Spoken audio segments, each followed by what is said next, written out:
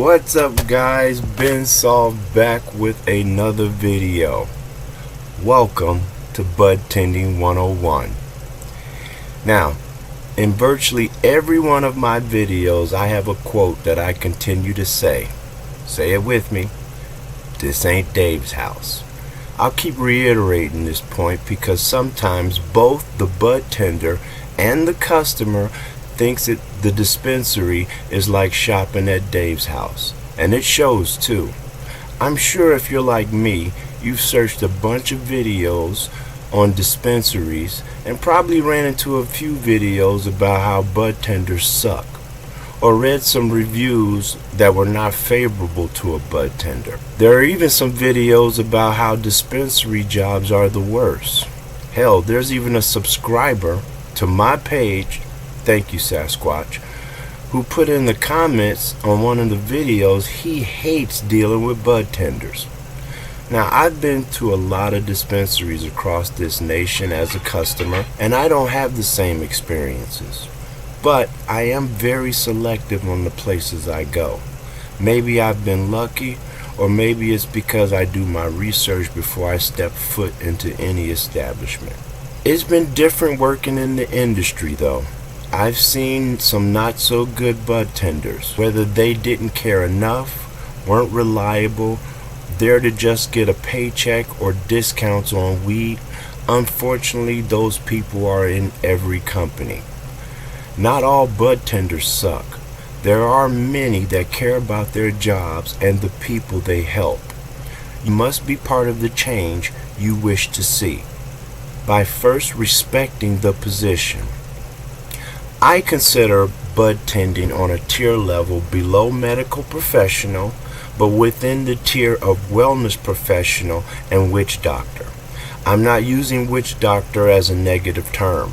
Prior to modern medicine, witch doctors were the people you went to when you had ailments that usually prescribed you some type of homeopathic remedy. If the witch doctor was helpful, people came back. People told more people. If the witch doctor didn't help, people sought another witch doctor. Think about the joy you have when you find relief from something. Remember how you felt when you finally got your tooth pulled, or passing a kidney stone, or that back pain relief? A budtender has the opportunity to help someone find remedies for health-related issues without having a medical degree. That's some juice. They are being trusted on advice for a person's well-being. Half the country didn't take the COVID shot because they weren't sure about what was in it. But a budtender can suggest cannabis for a multitude of different reasons. Okay. I am not claiming that cannabis cures. I am not a doctor, nor have I stayed at a Holiday Inn lately. My suggestion of strains are based upon the research I have done on the strain and what the potential medicinal benefits are associated with that strain. My suggestions are also based upon the many accounts from other consumers on what their experience was. Please consult your physician. So why do I say this ain't Dave's house? Well, you went to Dave's house, picked up a bag, you didn't know the percentage, you didn't know if it was an indica hybrid or sativa or the terpenes, and you didn't care. If you're my age, you probably didn't even know the name. The only thing you knew was Dave said it was some fire. You pay for the bag, you left. Dave also didn't give you many deals unless you were buying weight. Dave didn't have more than 3 or 4 choices. You didn't take 30 minutes to make a decision. Dave probably would have kicked you out by then. Now, if Dave worked at a dispensary, he'd probably be fired in less than a month if he couldn't evolve. Probably for cursing someone out, because Dave now has to answer a bunch of questions he's not used to answering.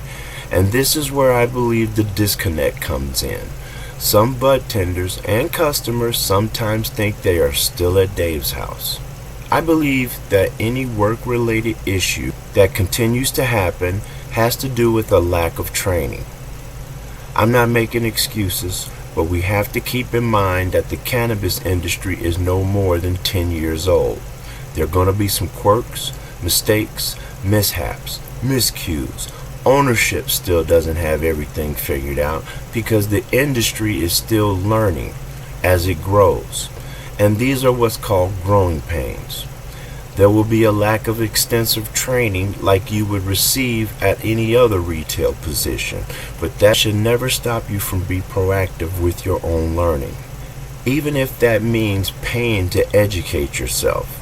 I went to the Cannabis Training University, which is an online school out of Colorado, just to get my book knowledge up, and I received a full spectrum of cannabis knowledge, from learning about cannabinoids to terpenes to consumption methods, all the way to laws and regulations. They gave me a lot of material in PDF form, so I have constant access. I'm not sure that there can be extensive training on a retail item that is so subjective, unless the consumer keeps a consumption journal. In another 10 years, maybe there will be some data to learn, but until then, you got me. Because there is no extensive training, a budtender has to learn what type of customer and buyer they are dealing with, and they have to learn it fast. Since cannabis is subjective, I put customers into two main categories: a consumption level and a buyer type. The consumer level consists of freshmen, sophomore, junior, senior, or medical users. Now, the classification has nothing to do with age. Next is figuring out what type of buyer they are: the budget buyer, the economy buyer, the deal chaser, chicken hawk buyer, or the don't care about the price buyer. The budget buyer wants as best and as much as they can get for the money they have. The economy buyer are pocket watchers. They want good product for a good price. Economy buyers usually have a set price they want to spend. The deal chaser or chicken hawk buyers check prices online before coming. Most want the most for the least. Don't care about price buyer wants top shelf no matter how much the damage. Consumption class and buyer type can mix and match. You can get a sophomore consumer that don't care about prices, or a senior consumer budget buyer. Freshman users are new to consuming, and they usually are lightweights. They generally just want to get high, but not too high. They don't have any or many preferences, usually open to trying anything considered good. Sophomores want to get high as well, but they want to try some good flavors. They are starting to become curious on the different effects of the high and willing to try different species such as indica, hybrid, and sativas.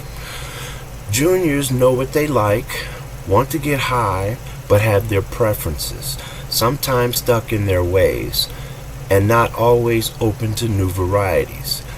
May only like a certain species type, indica, hybrid, or sativa, wants the highest THC percentage usually. Seniors are pros that don't need your help. And some will be indecisive because there are too many choices for them.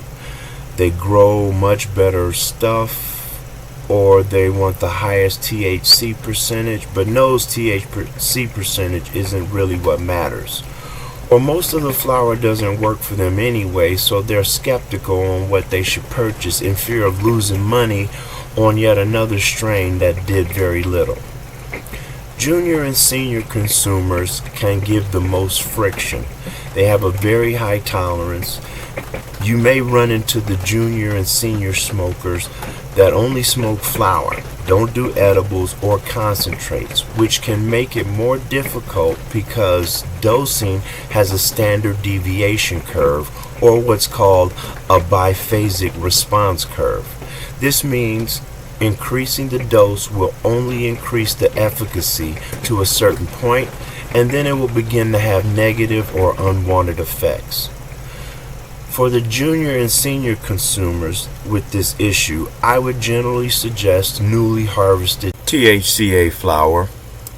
THC doesn't like heat, and when THC is smoked or heated, put to fire, 30 to 50% of the THC is burned away. So a smoker would only get 50 to 70% of that THC percentage. What am I saying? So if a flower is 29%, that strain may only give the smoker 16 to 20% THC once it's lit up, versus THCA is activated by heat. This gives the consumer at least 94 to 98% rate of that actual THC percentage.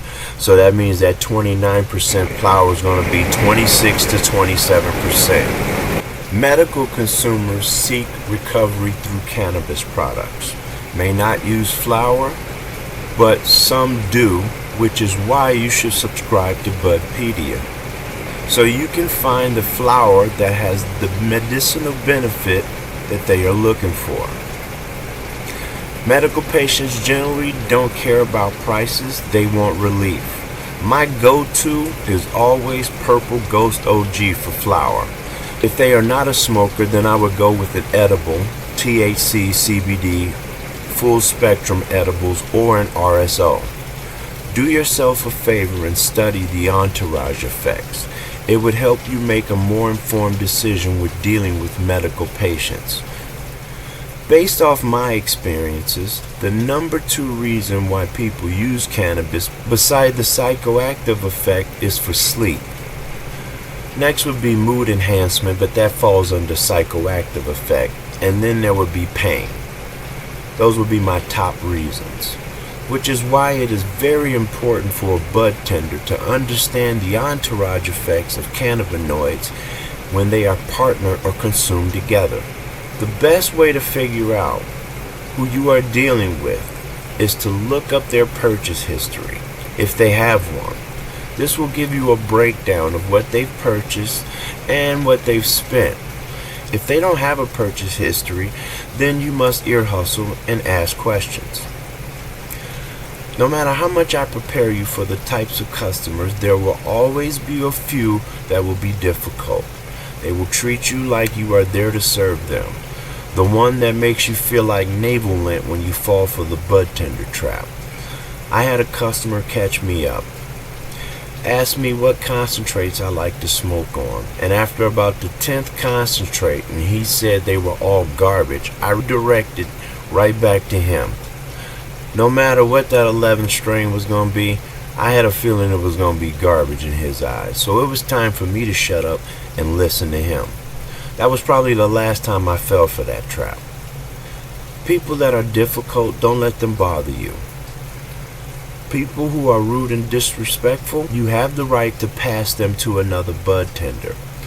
I had a very rude woman that would not let me finish my sentences to any question her friend asked. Told me I didn't know what I was talking about. It got to the point where it was becoming beyond rude and crossing the line to being disrespectful. I'm a human before I'm a bud tender, and as a human I don't want to be addressed in a manner she was communicating. I let her know if she continued to be rude, I was not going to serve her, which of course made her more upset. I then had to inform her that I didn't want her to have a bad experience, so I was going to pass her to another bud tender that would make her experience better. I offered her a free pre-roll for her inconvenience. She went to the other bud tender, even left them a good tip. Her experience was not ruined by her interaction with me. She even came back to the store. I don't think I threw up any type of conversation roadblock with her, but people can interpret things differently. Who knows? I could have looked like her husband that she just caught cheating. I don't know what her issue was with me, but I didn't let her leave with an issue with the store. After dealing with the bad customer, get permission, go grab a drink of water, and clear your head.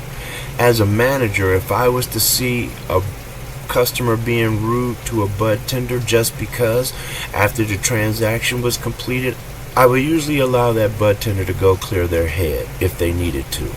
Not everyone will like you. It happens. You will get that customer that will thank you 50 times over because you listened to them and helped with an issue they thought they had no relief from. Priceless. The good we do will often be forgotten. Do good anyway. Peace.